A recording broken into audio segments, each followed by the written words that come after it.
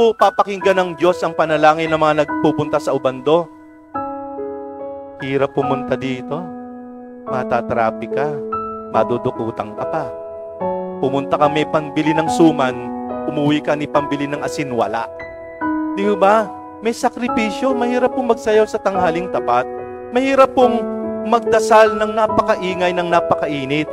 Mahirap pong nanggaling ka pa sa malayong lugar, sasadyain mo ang maliit na bayang ito para lang makapagdasal. Bakit? Di ka na lang doon magdasal sa inyo. Kasi may sakripisyo eh. You want to take some sacrifice.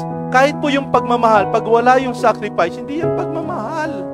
Kapag hindi sanay magtiis, hindi sanay masaktan, hindi sanay magtiyaga, hindi sanay akuin ang anuman para ang iyong minamahal ay maging mas maayos ang buhay, walang sakripisyo yan. Kaya nga, kapag merong paglilingkod at may sacrifice ang pagmamahal mo, like Jesus Christ who died and rose for us, yan ang utos ko sa inyo, magmahalan kayo.